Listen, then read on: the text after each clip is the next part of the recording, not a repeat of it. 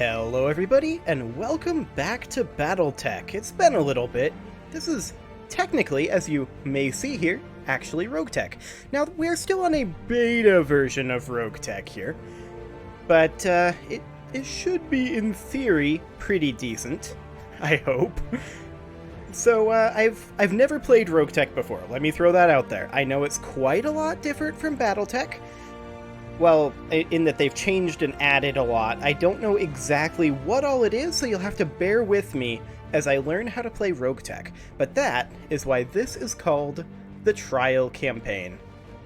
And with that, I think we'll go ahead and hop in the career. But first, I want to show you the RogueTech options that I went with. Let me just tab out of the game here and open up the... The reconfigure thing is actually grayed out. I was going to show you the exact options, but the RogueTech launcher is not letting me do that. So I'll just tell you, this is almost entirely default RogueTech. Let me just throw that out there. I changed almost nothing. I enabled the Flashpoint, Urban Warfare, and Heavy Metal things. I don't know what it does, but I told it that we had that. I enabled multi-threaded rendering because that sounded like a good thing to enable. And the other thing that I did was the added flashpoints, including the Arano Restoration as a flashpoint. I don't know what that's going to end up looking like or how long that is, because that campaign is relatively lengthy. But let's just dive in to a new career. A new RogueTech career. So, this is requiring 5 parts by default for mech assembly. And I'm probably going to leave it at that, and we'll see how that feels. The major issue that I have with that is they've added like 1,600 new mech variants. Like chassis variants, different chassis, things like this. And yeah, we've played the Restoration campaign. But they've added a whole bunch of chassis, so we might have a hard time actually getting chassis. We'll have to see. Friendly fire is by default set to all. We'll leave it like that. Starting planet mercenary, this is fine. We're going to leave this primarily at default. Like, for the very first time through RogueTech, I want this to be maybe a little less punishing than RogueTech can be. So we're going to leave this as it is. Now, one thing to note is that unlike the base game, I did notice this. You have to repair armor, and you have to pay and have time to repair armor. So, we're going to leave this just purely default, and we're going to see how this goes. This may end up in a failure. I'm throwing that out there right now. This campaign, we may fail. RogueTech is supposed to be quite a lot more difficult. But first, we need to find out in what way. If it's stupid and it works, it's still stupid. And you're lucky. I like that loading screen tip. That is great. The audio is a lot quieter here, I'm noticing. I may have to adjust that a little bit. RogueTech, when I installed it, seemed to have set all of my settings back to default. So we may have to do a little bit of tweaking here and there. But hopefully this will be okay, and hopefully RogueTech won't crash. This would be an awkward time for it to crash. Now, one thing I do want to address is some episodes of this might be quite a lot shorter, and some episodes might be quite a lot longer than my standard 25-minute episodes. I want to throw that out there right now, and the reason for that is because I can't do in-combat saves with RogueTech. That is permanently disabled. As far as I can tell, there's no option for it. Turning it on, according to the mod authors, creates all sorts of issues. So that's not a thing. And so sometimes if I'm ending a recording session and I don't have time to record the next episode that day, I may have to cut an episode short. Similarly, I may have to play out an entire mission in an episode, and that may get excruciatingly long. In that case, I might cut it into 2 episodes. And those might be 2 shorter episodes. It all depends. So I'm just saying right now, I can't guarantee any time length because of that issue. And that's something that's entirely out of my control, and apparently from what it sounds like, entirely out of the mod author's control, too. Apparently, we are playing as Ariel here. And I kind of don't like that call sign. I'm just going to Tin Man. Yeah, that's pretty good. This is a lot of different portraits they have added in. And some of these are not very in-universe, shall we say. I think I'm going to go with an in-universe portrait, like a default portrait, just because I don't know what the copyright status on these portraits is.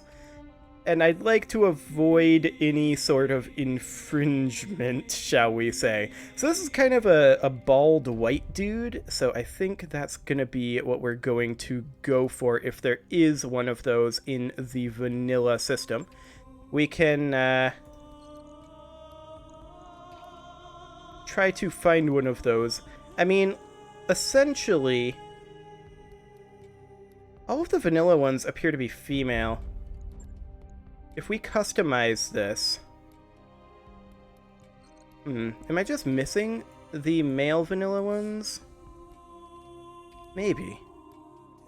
Like, that's Female Shepherd from Mass Effect 3. I mean, EA lets us stream things like that, but, I'd rather not.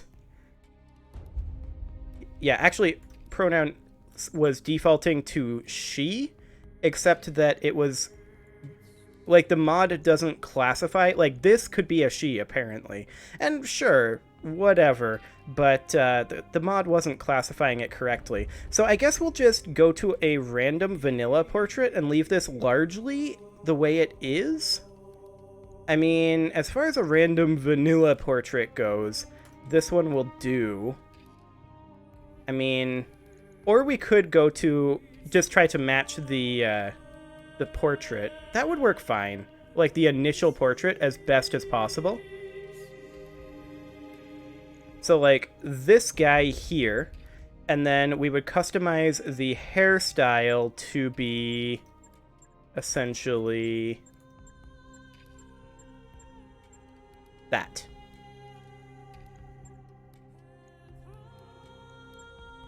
Okay, and we'll do something like that. I'm listening. Standing by. I'm on the clock. What do you want? Aye, aye. Right here. Oh my, okay. So this is different. Being able to choose all of this. I guess we'll go with that. Because in the vanilla game, it uses a computer voice for your character. But okay. And we'll just leave this on default. We were Davians, our family went bankrupt, we were a gladiator. Okay. Sounds good. Am I going to leave it at Tin Man, or am I going to change it to Atreides? I don't know, we'll see. RogueTech. War is business, and business is hell. Welcome to the Inner Sphere, Commander. You're a mercenary, standing on the bridge of your very own Argo, a mobile space station, looking forward to a life of conflict among the warring factions of humanity. Will you prosper, or be remembered only as yet another thug who couldn't cut it? Well, it'll be one of those. I can tell you that. Tin Man's Marauders. I don't know, I guess I will leave it up to commenters about whether we should change this, what we should change this to. I'll leave it up to you guys. I'll have a final veto on that, but I'm opening it up to suggestions, shall we say. So what do we start with here? Well, first off, I'm noticing if we go into the Mech Bay, hello, we've got a Javelin 11B. Easy to maintain. Oh, it's a BattleTech quirk. It's particularly reliable and easy to maintain or use parts that are exceptionally common or easy to acquire. Okay, so we've got a Javelin 11B. This is apparently 19. Expected phase 19. Okay, we'll figure out what that means in a little bit. Expected phase 18. We've got a Cicada here. This is a Cicada 3E. It's got some life support in it. The life support is destroyed and the pilot will suffer overheat damage. Critical hits are linked to life support. Okay. So there's a lot of new stuff in this that I'm going to have to figure out how to use. So let's take a quick look in here. We do have hands on the javelin. Okay, that's fine. The hands on this give melee accuracy a percentage increase to damage. It's interesting. That's very interesting. So in terms of our weaponry on this, we've got 2 SRM-4s, ammo SRM counter missile. Is this AMS? Yeah, this is AMS. Left click on ammo count during battle to swap ammo type. Control click to eject ammo. Fires at incoming missiles in range once every 10 meters. 80% missile intercept chance per shot. Okay, so I think that's an automated thing? We'll see. Is that a double heatsink? That converts a standard heatsink to engine to double heatsink. Okay. I'm going to be poking around in this for a while. Okay, let's hop out of here. I did see that there was case in that, which is always great to see. Ammo LRM DF. Deadfire LRMs, okay.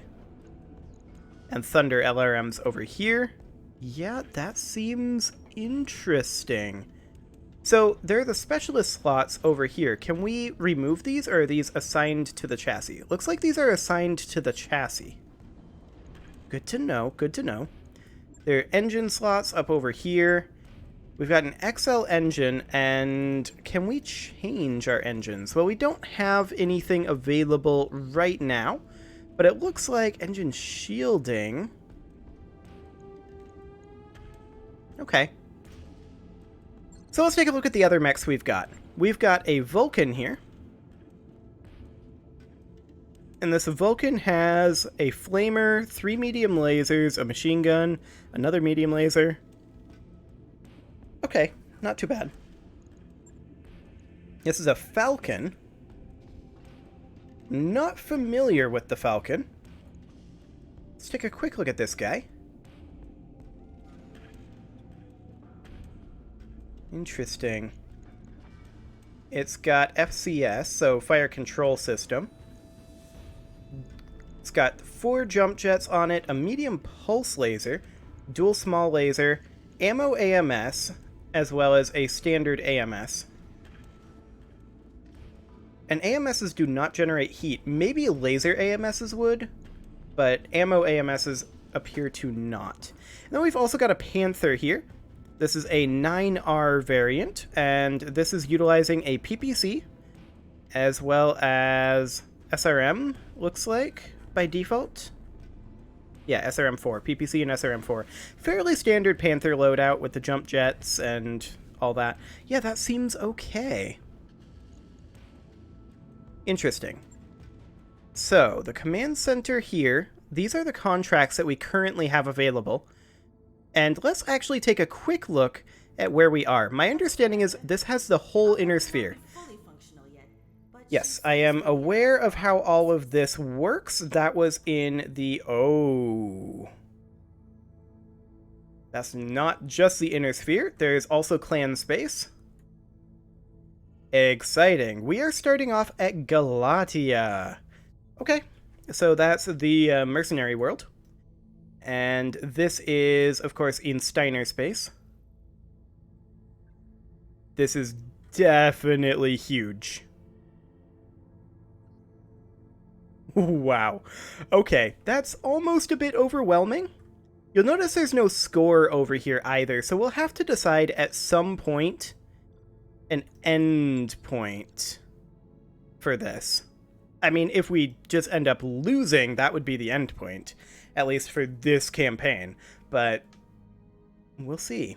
For right now, Take off your shoes. we should hop into our first contract. This is a defend base, this is an escort, this is a battle here. Interesting. That's an urban battle. I think we'll stick to the desert for right now. Payment on this isn't hugely high, but we're kind of more interested in salvage right now. And let's see, who do we all have? We start with quite a few here. So, let's see. These are... Oh my. These have a lot of traits on them. Okay, so we need to decide which mech we're going to leave behind. I like how they've got this close, medium, long-range power thing. I think we'll leave behind this Falcon. It's kind of bad at everything. So for right now, we'll go like this. Ooh, there's a drop cost. It's cheaper the less you drop. That works kind of like Mech Commander. I like that. And I think we'll bring in Mongrel over here. And Morphium. Can we die? No. We still can't die in RogueTech, I think. And then I think we'll bring in Paladin in the Vulcan. No particular reason, just kind of arbitrary. Hang on.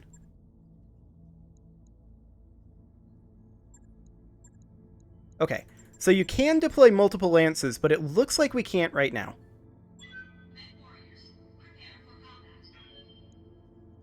Well, off we go. We'll see how long this ends up taking to load. This is, of course, installed on my SSD, so that should help matters tremendously.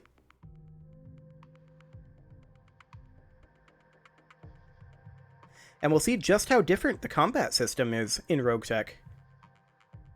This is literally my first time booting up RogueTech.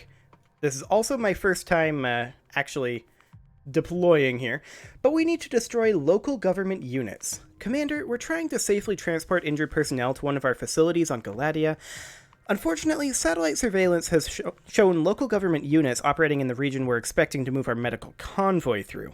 We need a mercenary lance to sweep the area and eliminate any local government units. Please think of this contract as a mission of mercy. I don't believe that mission of mercy line for a second, but there isn't anything here to be concerned about. Oh, by the way, I did want to say, I want to ask you guys, what faction should we align with? We have ECM.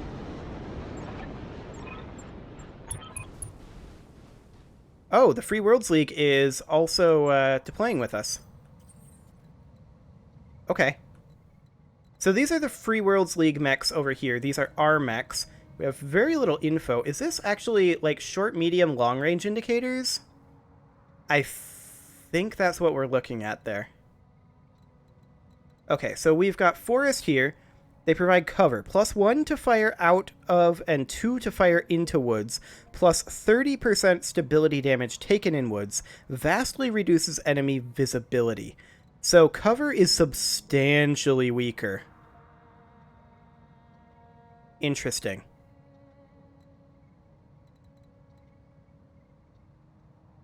I mean, it's still better to be in woods than to not be in woods. Let's move. We do have a contact. Moving to position. By the way, everything moves 50% faster by default in RogueTech. So that's a thing. ECM jamming, okay. That's a Scorpion light tank. I don't think they hit it.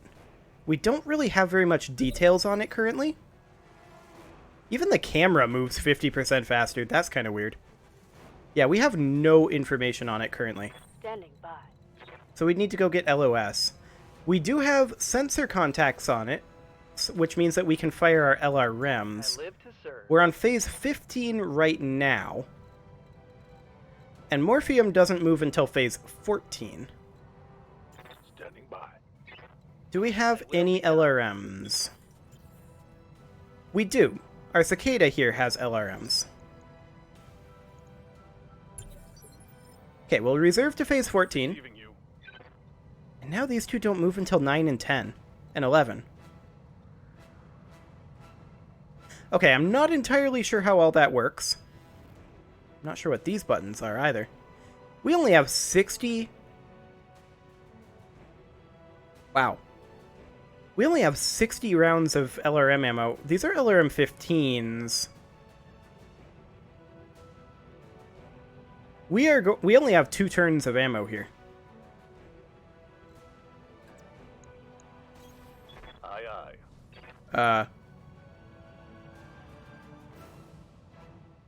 Okay, I'm not sure why that happened, but sure.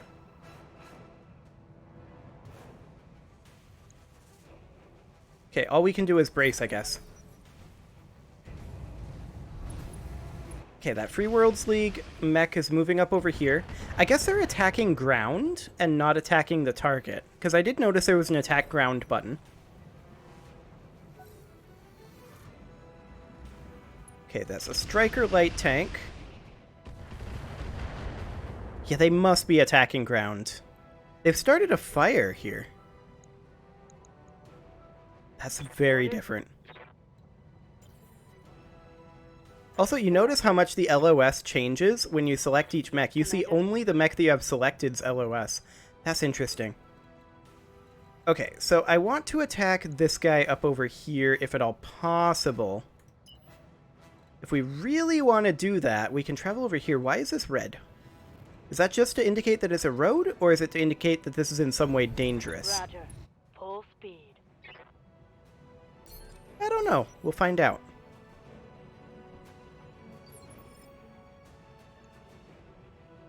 Waiting for This orders. is definitely drastically different. On my way. I'm ready. Okay, we can put this guy up over here. I'm walking here. So they would have a hard time seeing us in the woods. Were those infernal missiles?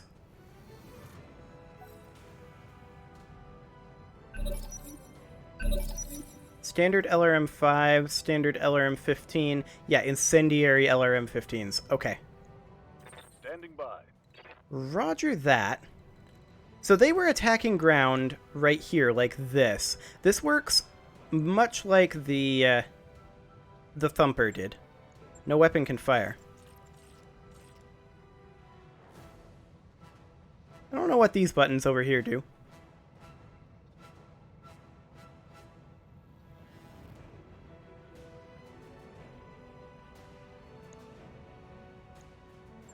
Yeah, no weapon can fire.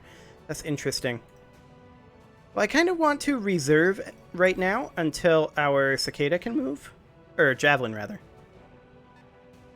Okay, that's a Brigand off over there. Our sensors are pegging it as one. What's up? So Mongrel could then sprint up over here to provide LOS, but couldn't provide LOS from the forest. We can attack after sprinting. Our hit percent currently is AMS. Negative damage. Yeah, I need to change that ammo type, actually. So that's indirect on them, but we can actually kind of see this guy now. He has a lot of armor. Interesting, interesting.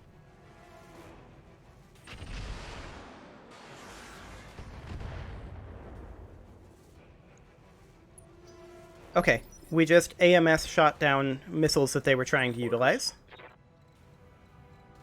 We have no line of fire for the Panther, but if we were to potentially... Ooh, that is not a long jump range. If we were to bring the Panther up over here, that would be fine. Okay. What else do we have? The Cicada comes forward. And drops some missiles largely ineffectively there as well. Striker comes forward. The Scorpion is now panicked. Yes, Commander. Okay, this Cicada... I would really love it to be able to fire these LRMs. And I'm not sure why we can't. Is it one of these?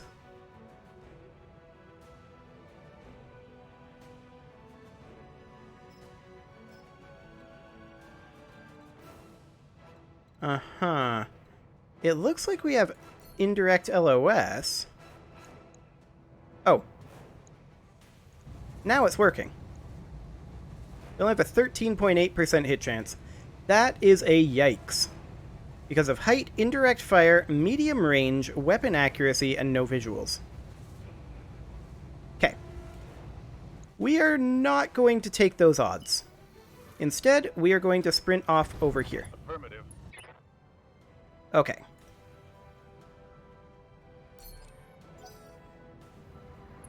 Excellent.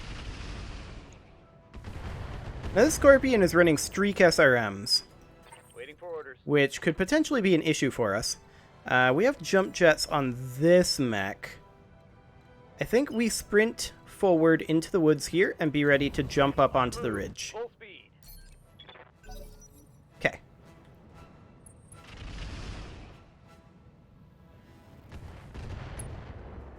Illuminated, because they started a fire. Damage, Commander. Minimal damage on that hit. Okay. Ready for orders. I'm going to take our javelin right up in here, Position confirmed. and I want to... If I can... Yeah, I don't want to eject the ammo, I want to switch it, if we can. 'Cause these are AMS. I guess we just brace and close in. Do we only have AMS in that thing? That's going to have to change. We should probably jump to about right here.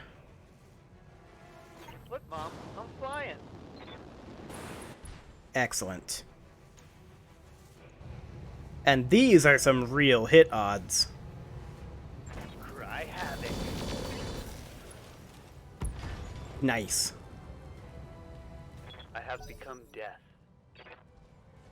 One vehicle down. So we know that there's a brigand over here. We don't know too much about that brigand, though. But we did manage to take down a fair amount of the missiles with AMS. Gonna have to move up over this way. We can't quite jump that far. Okay. The cicada moves over here and fires on the brigand. Looks like it's just indirect fire, so not very effective.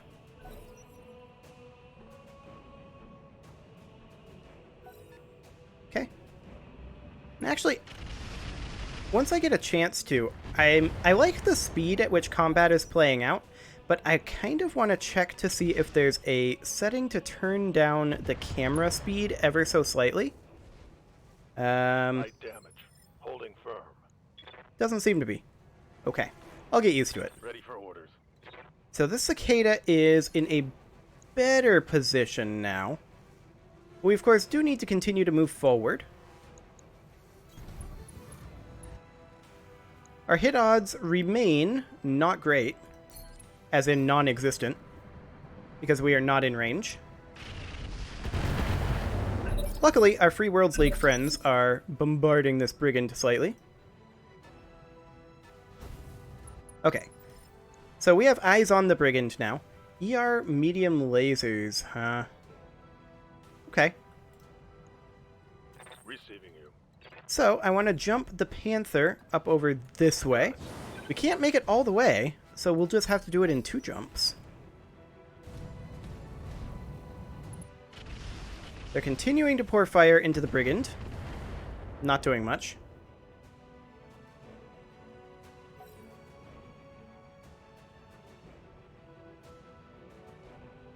Okay, so there's also a support lance out over here. We only see the 4 enemies as of right now. But I suspect there are more. Okay, that's a Wasp land air mech. Our AMS is continuing to intercept. Excellent. Receiving you.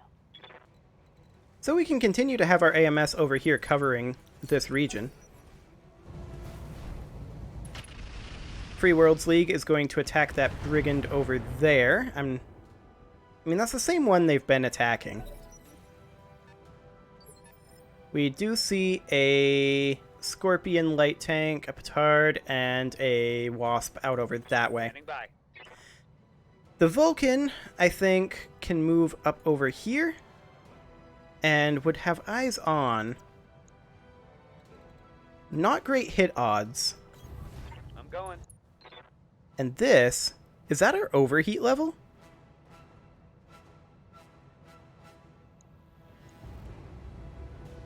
That is indeed our overheat level.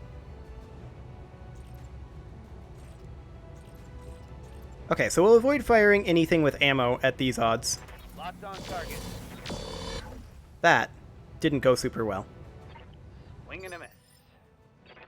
Yeah, you don't say. Hit odds of 2%.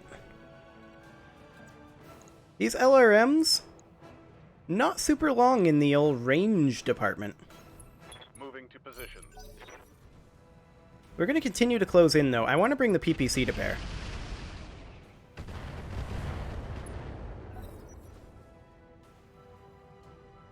Well, this is definitely more complex. This has already gone on for half an hour at this point. Okay, illuminated all around over here. Systems holding. Scorpion moves in and is continuing to attack that brigand. Okay. And with that, I think I'm going to go ahead and put a cut in here, and I'll just record the next episode immediately, and next episode, we will finish up our first RogueTech battle. You can leave your offerings to the engagement gods in the form of likes, comments, subscribes, and bell ringings, and I will see you all next time.